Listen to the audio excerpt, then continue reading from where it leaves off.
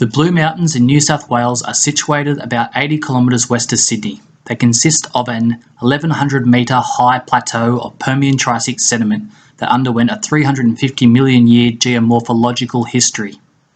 This video will follow the stratigraphy of the Blue Mountains, discuss the origins of the sediments and the environments that deposited them. The Blue Mountains Permio-Triassic strata sit unconformably over the much older, deformed Ordovician to Devonian rocks that form the Lachlan Fold Belt. Uplift during the Carboniferous, followed by erosion and extensional rift and sag, formed the topography into a sedimentary basin suitable for the deposition of sediments that form the strata of the Blue Mountains.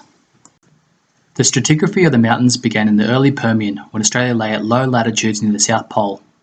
As the Permian progressed, a warming climate allowed for a transgressive sea to move inland. A high-energy environment incorporated significant volumes of boulders and pebbles from the Lachlan Fold Belt into the conglomerate strata at the base of the Berry Formation.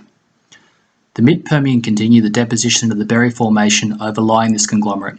This was dominated by siltstones, limestones, sandstones and minor dolomite. Dropstones within the strata indicate deposition within a glaciated low-energy marine environment.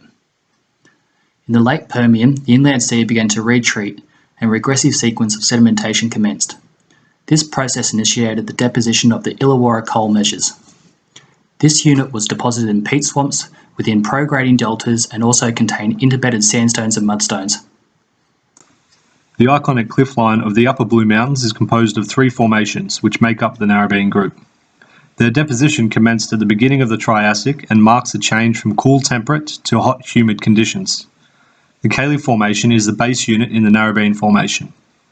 The lithology consists of light-coloured claystones interbedded with quartz lithic sandstones. The depositional environment progressed from a saline marine to a fluvial system. Overlying the Cayley Formation is the Mount York claystone. This red bed layer is a prominent single layer of fine clay particles that can be traced throughout the cliff line. Deposition of the Mount York claystone is widely believed to have occurred due to dry Piedmont conditions. However, some argue the existence of trace fossils indicate a marine depositional environment. Mature quartz-rich detritus originating from the Devonian quartzite in the Lachlan Fold Belt provide the sediment source for the gross sandstone, which lies above the Mount York claystone. This sandstone was deposited in a high-energy fluvial environment with its flow direction recorded in the crossbeds, ripples and channels and indicate a southwesterly flow direction. The Hawkesbury Sandstone is the uppermost sedimentary unit, which records a northeasterly depositional flow direction in sharp contrast to the underlying gross unit. It contains high-angle crossbedding that is believed to have been derived from a large river system similar to the modern-day Ganges. Its composition suggests the source was granitic or possibly from graphitic slates. Rifting caused the Tasman Sea to open in the late Cretaceous, which is thought to have generated uplift, ceasing any further sedimentation. Significant weathering and erosion of the mountains is thought to have occurred during this period.